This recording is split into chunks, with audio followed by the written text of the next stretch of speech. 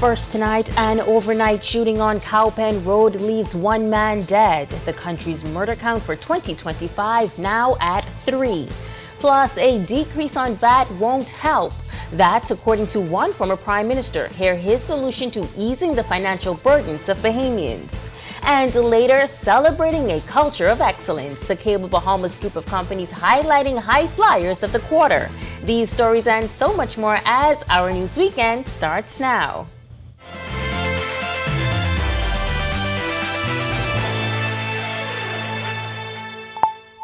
This is Our News Weekend. Thank you so much for joining us tonight. I'm Megan Shepard.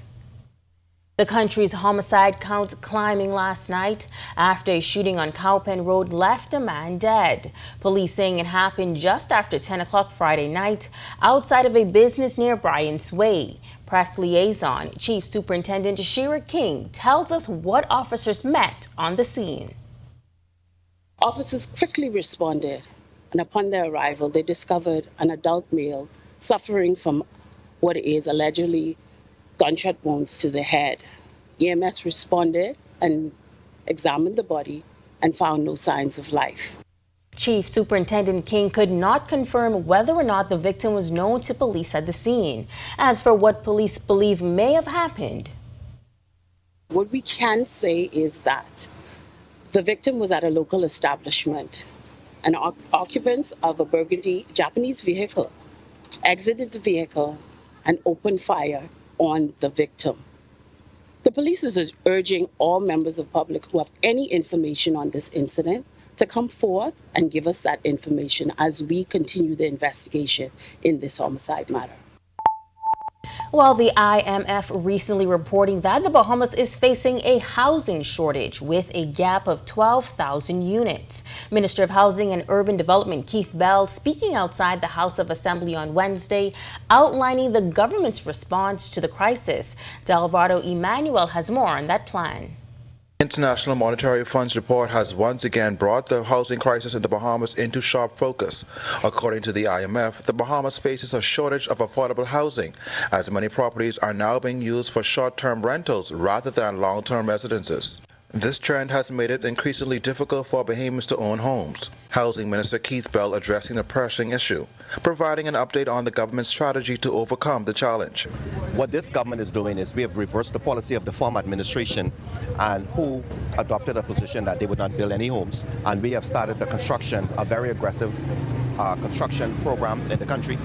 We are looking at building homes in a number of islands. Bell stressing that the government is focusing on construction across the country, particularly those that were ravaged by Dorian, and also New Providence, where most of the population lives. And so in Grand Bahama, in Abaco, in San Salvador, in Eleuthera, we're looking at Andros, and obviously here in the capital, we're looking at ensuring that we meet not just homes for Bahamians to live in, but also those who are less fortunate. The government is relying on the rent-to-own program as a key component to help Bahamians become homeowners. Under this initiative, individuals who may not have a large down payment or are earning minimum wage can still qualify for homes by making manageable payments over time. The government rental unit programs, the government has some about 50 or more units in different locations here in the Providence where persons actually rent government rental units. And the idea is to ensure that we put persons in the rental units for a period of time and then they eventually go into their homes. And so we are now, if you were to go in several areas, and you're going to see a very aggressive strategy by this government to renovate, ensure that we up the standards of those units. Bell also addressed the challenges of consumer debt, noting that many Bahamians are burdened with high levels of borrowing, which makes it harder for them to qualify for home loans. When you want to get a home, the closing costs are so significant that there are some challenges. But we're working with our closing banks, declaring banks, as well as we're working with the consumer to ensure that we re-educate them to begin to stop getting into this heavy consumer borrowing, which is a saddle on them when they really are trying now to get a home. Reporting for Our News, I'm Delvado Emmanuel. Thanks so much, Delvado. Well, former Prime Minister Dr. Hubert Minnis says if the government seriously wants to help Bahamians, reducing VAT to 5% on food items won't cut it. Instead, the former Prime Minister is again renewing the call for value-added tax to be taken off of bread basket items. Dr. Minnis made the move while he served as Prime Minister. When the Davis administration took office, VAT was placed on all items but reduced to 10%. Dr. Minnis says doing this will position Bahamians to purchase more in the grocery stores. The administration has dropped VAT to 5%. Remember, bread basket items was VAT-free. So bread basket items, what he's done, they're still paying 5%. It was VAT-free, so he's gone up on it. So it's still an additional cost to the poor people. The 5% cut to VAT on food items takes effect April 1st. During a national address, Prime Minister Davis said this was to give grocers time to adjust to the change. Dr. Minnis questioned the reason behind the decision and the timing. I don't know if this is a teaser because we have the budget coming very soon, June, July. So I don't know if this is a teaser to see how people respond, and then come in June and July when the main budget is presented, now decrease VAT to 0%. So I don't know if this is a teaser. The government have their strategic plan. You may have noticed during your last few trips to the grocery store, the price of eggs in the Bahamas has been rising over the past few years, with the country facing challenges in food security and sustainability. According to former Bahamas Agricultural and Industrial Corporation Leroy Major, chairman of BAMSI, the ongoing shortage in egg production has been linked to a bird flu outbreak in the U.S., which has affected supply and driven up prices locally. When the PLP came in, one of the main objectives and our goal was for food security, food sustainability in this country. One of us is affected by egg production. The Bahamas also get that same effect. And so presently right now, the U.S. had a number of years going through this bird flu, which will increase the number of egg production in the U.S. That's why we have the high cost of eggs in this country. Now, to combat these challenges, the government has invested in a feed mill and a facility to support local poultry farmers. We purchased a building to house the milling, and once that is up and running, we will see more farmers who are in poultry production will be producing more eggs, and the cost of eggs will be coming down in this country. Well, Labor and Public Services Minister Pia Glover Roll seeking to clear the air as to which of the two artists' unions has the right to approve and declare the performance of international artists locally. Recently, the United Artists Bahamas Union expressed concerns about Jamaican dancehall artist Vybz Kartel's upcoming performance in March. The minister says a recent major disagreement between both unions could be the reason behind the whole ordeal. She explains. So the Bahamas Musicians and Entertainers Union historically has had the right to provide approvals for artists coming into the country. A new union has formed and emerged out of that union. The Bahamas Musicians Union had an election, and the other union put forth some issues with the election. The issues were researched and found to be invalid, and therefore the Bahamas Musicians and Entertainers Union election was certified. And as the Bahamas is a favorite spot for most international artists to perform, Glover Roll says it's all about both unions coming together to resolve the issue. The other union does exist, and now again has to come back to the table where they were with the Department of Labor and the Department of Immigration to continue the conversation to understand who has stakes in rights to permission and what percentage and which union. The conversation has to continue. When we come to a place of contention and we move away from the conversation, nothing can be solved. In order for us to come to a place of resolution, everybody has to continue the conversation. And the conversation isn't always easy, but it has to be had in order for us to find resolution. When our news weekend comes back from the break, as we prepare for our own general election here at home, our Jerome Sawyer is in Washington, where he takes a look at the passion of American politics. Plus, the final resting place of the HMBS San Salvador II discovered. Our Marlena Leonard takes a deep dive into the details when our news weekend returns. When we gather big. When our audience expects more, deserves more, we show up even bigger. And when it's showtime, we deliver the greatest show on earth.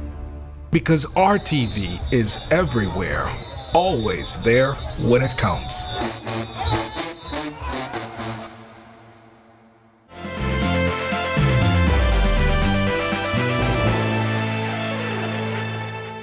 Over the past week, we've witnessed the exchange of power in the most powerful country in the world, the United States. Although peaceful, the passions and diverging issues run deep. Our Jerome Sawyer takes us inside some of the recent political events in Washington and the deep divisions driven by the passion of American politics. Take a look. The dynamics and divisiveness of American politics were on full display in the U.S. Capitol this week. While a traditional Democratic district, D.C. was inundated with mainly conservative Republican Trump supporters for the inauguration weekend. Just hours ahead of President Trump's swearing in on Capitol Hill, thousands of his supporters braved these cold and damp conditions for an opportunity to be a part of the Make America Great Again victory rally.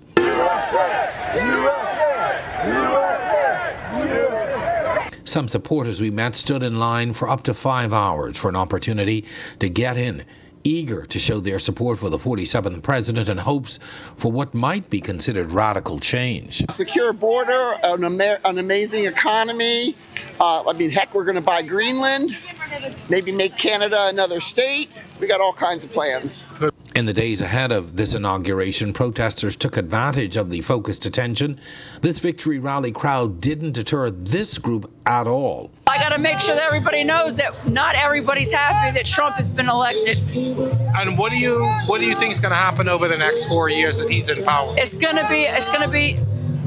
I don't have high hopes. I think it's going to go. I think the United States is going to burn.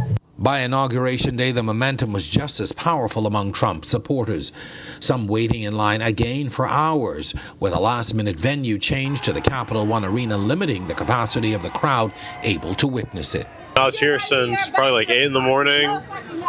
I wouldn't have cared if it was a little more organized and structured. Like, they should have had people telling you along the way what the capacity was at.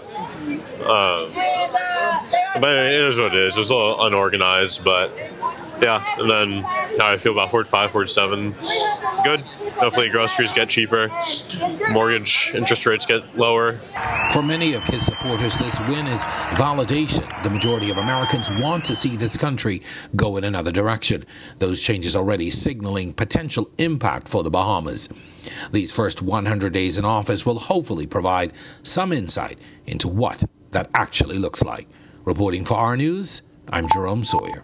Thanks so much for that, Jerome. Well, back here at home, thousands of residents cast their ballots in the local government elections across the Bahamas on Thursday. In Grand Bahama, 67 candidates vied for the opportunity to represent their communities, which includes Sweetings Key, East Grand Bahama, Central Grand Bahama, Pine Ridge, Marco City, and West Grand Bahama.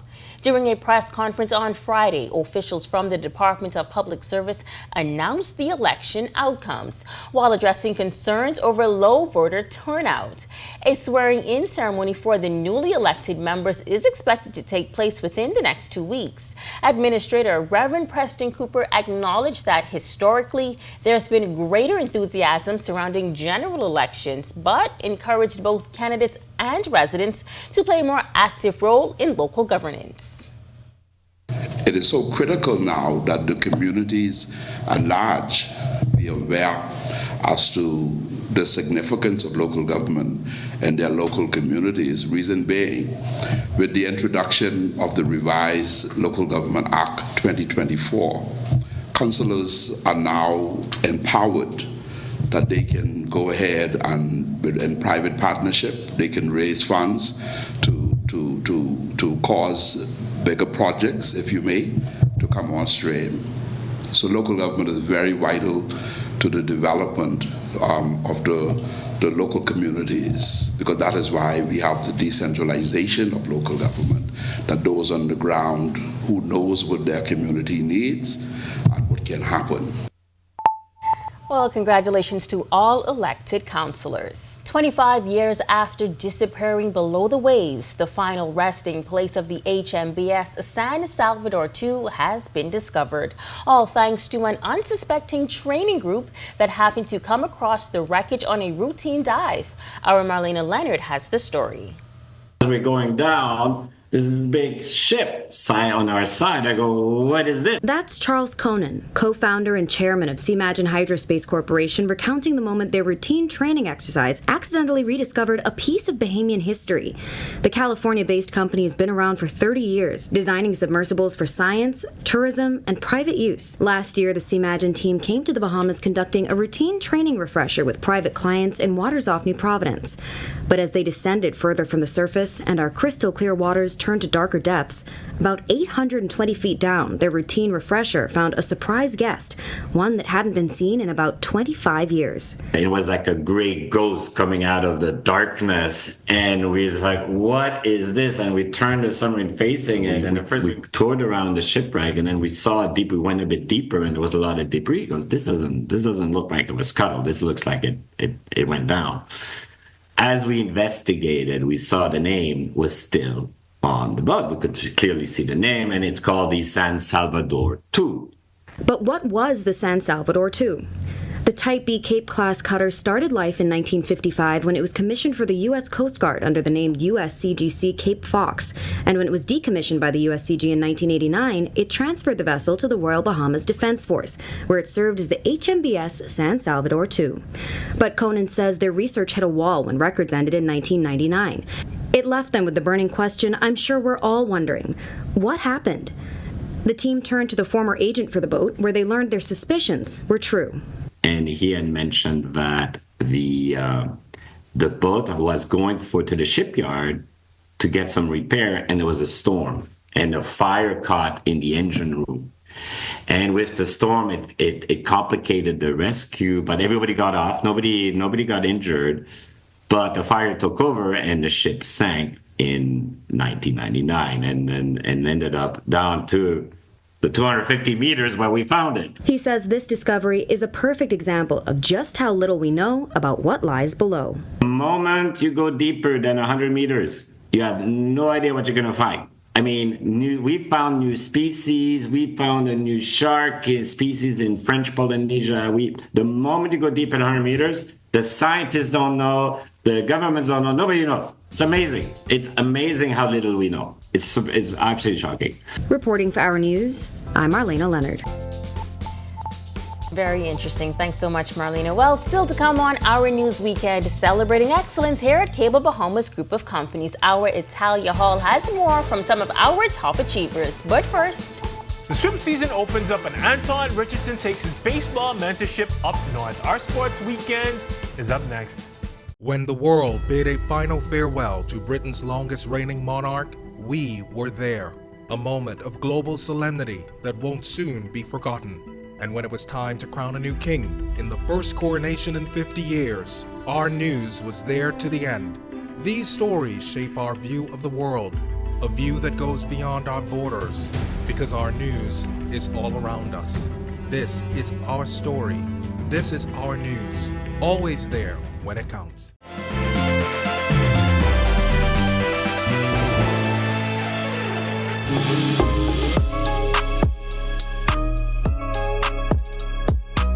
Good evening, welcome to Our Sports Weekend. I'm Tej Adderley. The Bahamas Aquatics Winter Invitational is happening this weekend at the Betty Kelly Kenning Aquatic Center. Our Sasha Lightburn was there, and she filed this report. The Bahamas Aquatics Federation held their winter meet, the first official meet for 2025. It's a meet more about time qualifications and competition.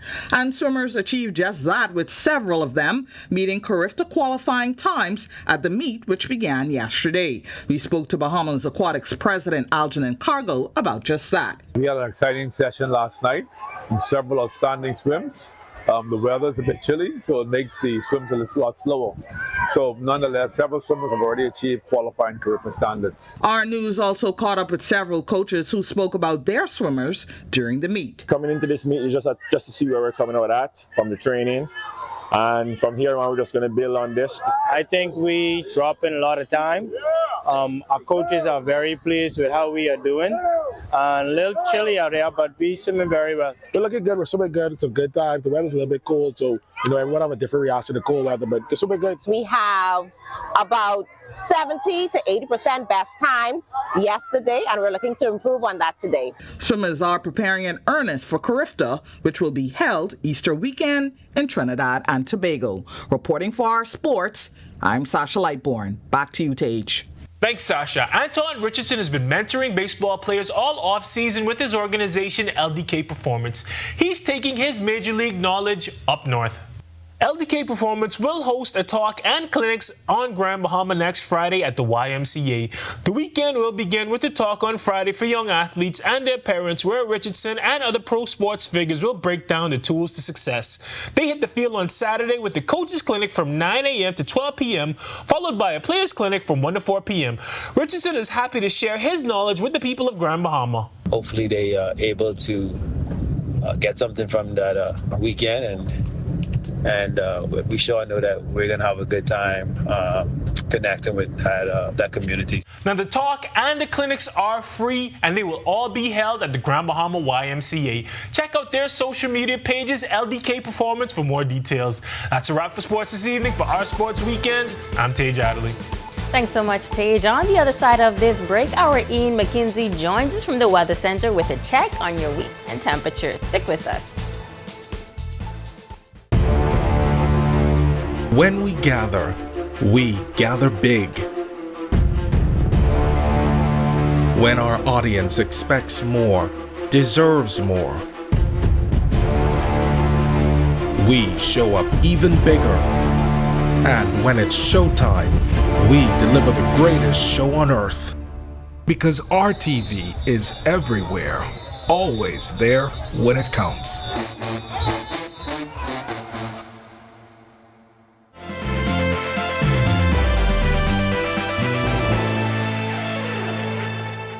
Welcome back. We turn our attention now to the Weather Center. Meteorologist Ian McKinsey fills us in on what's happening weather-wise across the archipelago. Ian.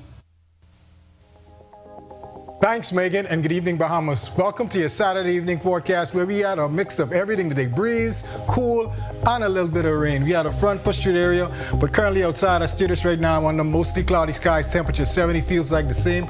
Winds from the east-northeast, 10 miles per hour across the country.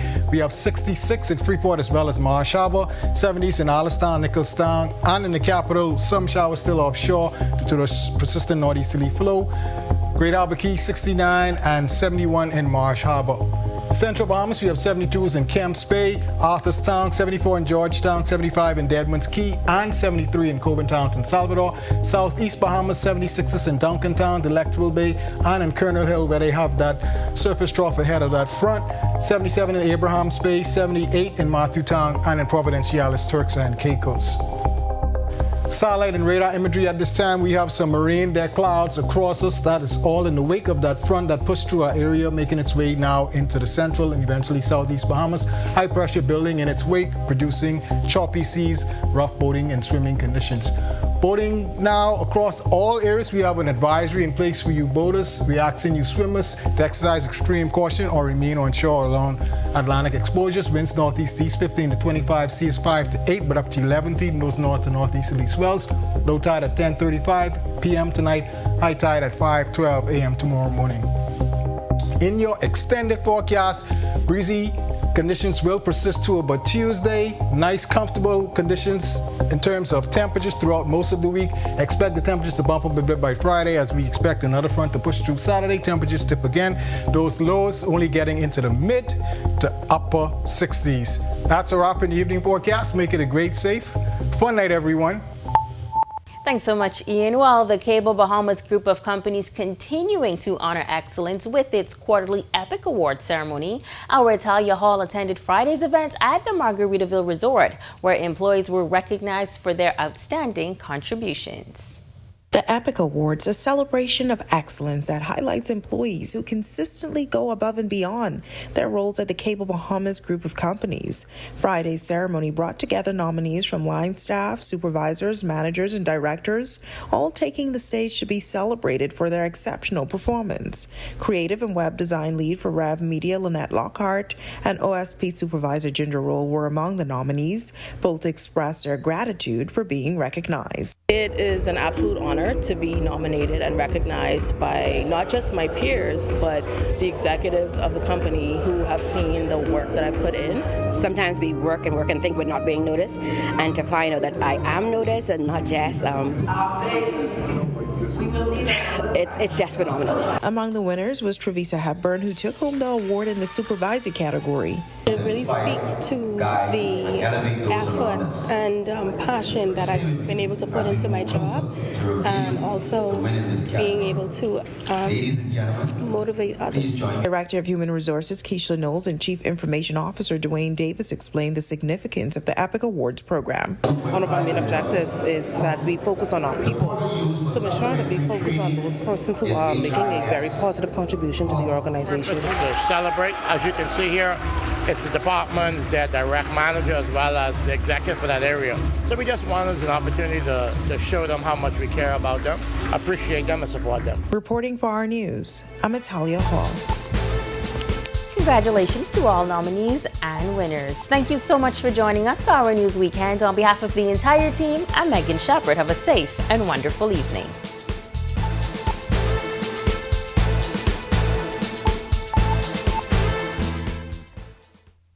Hey guys, Megan Shepard here. Thank you so much for watching. Be sure to click that subscribe button if you want to see more content like this. Just click right over here. And don't forget to turn on your notifications so you stay up to date with content like this from the team you already trust.